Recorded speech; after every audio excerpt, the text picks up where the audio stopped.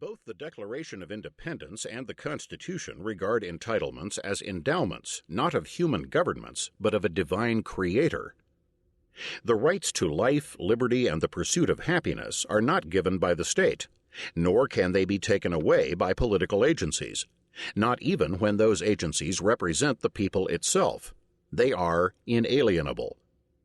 In the eyes of the founders, government is instituted only to secure the rights that God has given. The state cannot create additional entitlements as it would new taxes. Government-conferred rights are therefore negative in nature. They establish limits to what government may do. That is why the Bill of Rights is framed in negatives. Congress shall make no law. This common understanding of the Constitution as setting limits to what government may do has now broken down. This is the second such national breakdown, the first having led to the Civil War. This breakdown is usually referred to as a culture war and is the direct consequence of the entry of the left into the American mainstream. Leftists view the Constitution as a living document, and hence a malleable instrument of their progressive policies and socialist schemes the founders would have found anathema. As a result of the influence of these views, the manufacture of rights has become a cottage industry of Democratic legislators and the judges they appoint, and a principal battleground of the culture war. The left's ambition in these battles is to circumvent the checks and balances that were erected by the framers to thwart what Madison described as the wicked projects of social levelers. The core agenda of the left, which includes its tax formulas, its racial preferences, and its welfare claims, is to redistribute individual income on the basis of political prejudice. This is the essential socialist idea.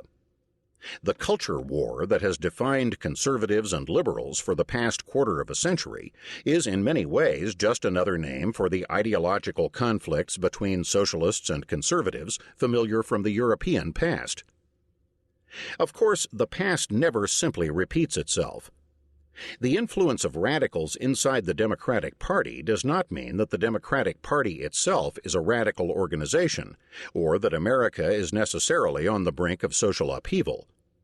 Indeed, it would be odd if that were the case.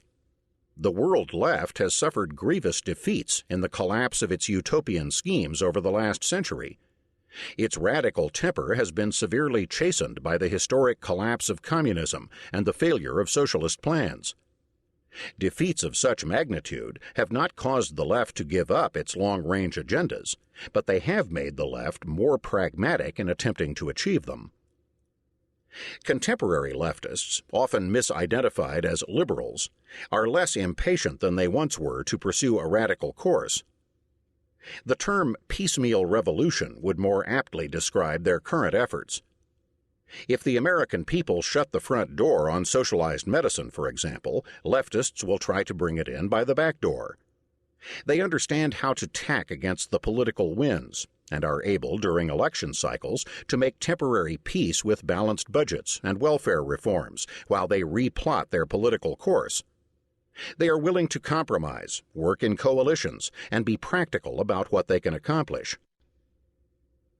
Philosophically, they speculate about a third way between socialism and capitalism, which has long been a traditional escape route from the cul-de-sac of leftist defeats. But through all their linguistic shuffles and political temporizing, the social vision that inspires them is still the impossible dream of a humanity remade. This is the mend it, don't end it school of pragmatic utopianism, or practical idealism, as Al Gore described it. Bill Clinton's successful compromise with Republicans on balanced budgets and welfare reform rescued the Democratic Party from the electoral irrelevance to which its leftist trends had almost condemned it.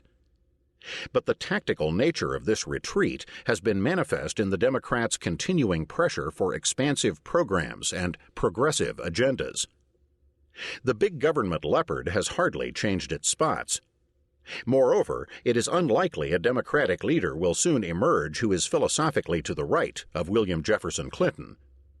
Barring a disastrous electoral defeat, it is even more unlikely that the party itself will undergo a change of political heart. The title essay